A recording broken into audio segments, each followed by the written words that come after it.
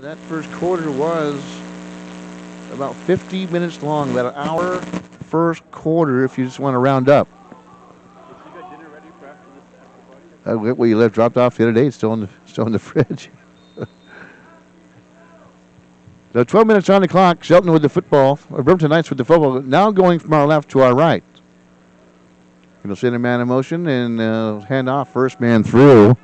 First man through again. This time is Ethan Farley. Maybe to pick up about 2 or 3 yards on the play. Brings up second down. We'll call it second down and maybe 12 or 13 for the Bremerton Knights. So just entering the second quarter. That's one of the longest first quarters I've seen in some time here. But it always happens, like I said, when you're outdoors in the pandemic broadcasting football. And they'll send a man in motion, keeping himself as Lagoa back to pass. Dances through traffic, now a scramble, crosses the 40, lobs one downfield, pass caught at the 15-yard line, leaping high and pulling it down was Amir Padden again.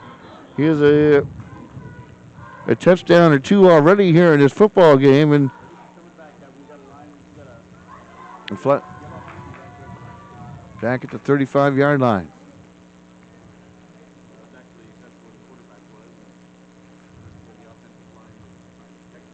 Yep, and holding will go against the Bremerton Knights and move the football back. And that's that's one thing that has been made this first half or first quarter now, dipping its toes into the second quarter, is that penalties slowing down this football game.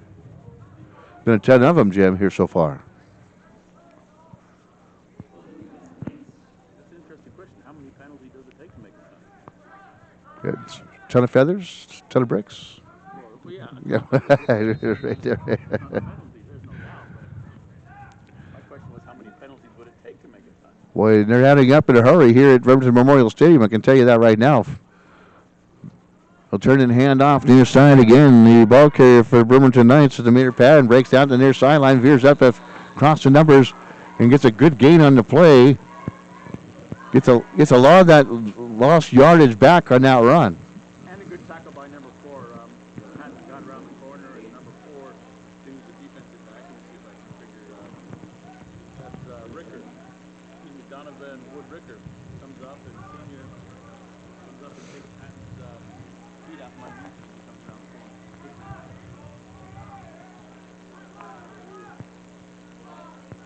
Third down now for the Bremerton Knights. Third down and 10 after that run by the Bremerton Knights. Picked up a lot of that lost yardage back. They'll send a man in motion back to pass now again as the quarterback, Kito Lagoa, scrambles out to the left side. They lose some tacklers there, shakes and bakes. And finally is taken out of bounds around the 18-yard line, loses the ball as he's flung out of bounds by the Shelton defender. But again, a good gain on the play. This time, Kilo Lagoa going out to his left. Rather than making a bad decision by getting rid of the football downfield, hung on to it and was able to pick up some good yardage again. Yeah, that's by all indications that was a broken play. It looked like he was looking down the field in the end zone for Darrell Smith, but Shelton penetrated off the offensive line and put pressure on Kilo to force him to run to the left. About an 8-yard run by Lagoa brings up fourth down and 3 for the Knights. They'll hand off right side. That's Padden again. Veering, clean off bodies, and will go into the end zone. High stepping into the end zone, Amir Padden gets himself another touchdown. And boy, there's a Shelton high climber that went to go make the tackle, and he just shed him like a, you know. He sure was. He. Deion Sanders. A little showtime that time by Padden. He dropped him like a hot rock. Well, now by all indications, we didn't really know if Bremerton was legit last week against Clahalia and faced against the 4A Shelton. Kevin, there's no doubt now that Bremerton is legit this year. That makes it 28-3. And talking about being legit, they're going to have to face another 4A opponent next Saturday against South Kitsap here. That should be a pretty good game. And judging what I saw from the South Kitsap Wolves, the I formation, it could be a good game. They gave Central Kitsap a good game last night until the second half, and was The defense of the Central Kitsap Cougars stepped up and held the South Kitsap Wolves scoreless in the second half. But in the first half, the South Kitsap Wolves gave Central Kitsap Cougars all they could do. It was a cat and dog fight at Kitsap Bank Stadium last night over in Port Orchard. Here at Bremerton Memorial Stadium, 28-3, 10:04 to go here in the second quarter. And have got their up to a 25-point lead. Everybody knows when it gets above a 40-point bulge, what happens. You know, maybe good we picked the grandstands, Kevin. It looks like it might. So what are you trying to say? I'm going to say it isn't right very much. I know. The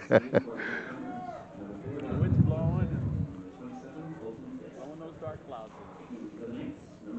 Okay, so here we go. The Knights will get ready to kick the football off. Kevin Powell again. He had to work out with his leg last week when the Knights put up 47 points on the Eagles. Here's a nice kick. With the wind drifts all the way back into the end zone. And a fair catch called in the end zone. Yeah, he was 2 yards deep in the end zone going backwards. So smart move. Good kick with the wind that time by Powell. He got plenty of leg on it as well. First down and 10 for the Shelton High Climbers. 10:04 to go here in the second quarter. And Knights on top, 28-3. High Climbers have had their chances.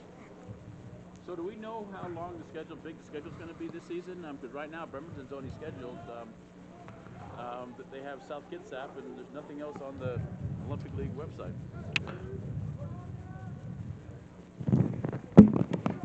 Take a look at that here in a minute. But this is the second game we've done for the Bremerton Knights, and it's like somebody may have moved. Yeah, big number 79.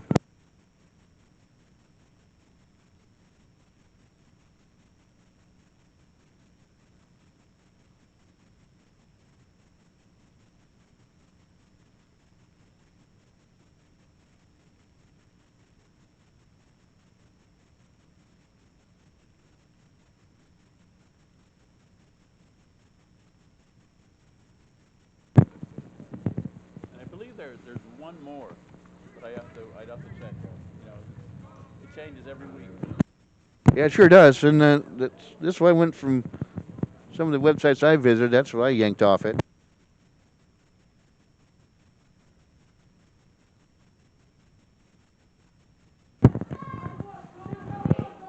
There's a hesitation move and a nice run outside. Hard hit out of bounds by the Bremerton Knights. Yeah, it was a good hit by Kilo Lakove, the quarterback. But he's got to watch, hitting over the player after he knocks him out of bounds. Referee don't like that. If he doesn't like that, it can usually be a personal foul for taunting. Gain of 2 on the play by Shelton. Second down and 8. 9:54. The clock stopped as he runs out of bounds. Gets hit hard out of bounds, I should say. Jenny Mignola Lopez out of the shotgun. A hand off right side. Again to Hosea Olels, his featured running back, and nothing doing there as well as the Bremerton Knights defense. And one thing for the Bremerton Knights defense, they have good lateral movement and fast lateral movement in the defensive backfield for Bremerton. No, the just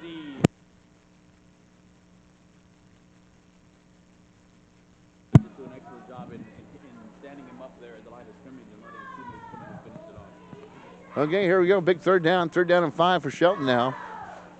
Shotgun, back to pass. The lefty will turn and fire. As coming out of the backfield was big old number 85, Bryce Ells. And he gets the first down before he gets hard hit out of bounds, but he's a big body.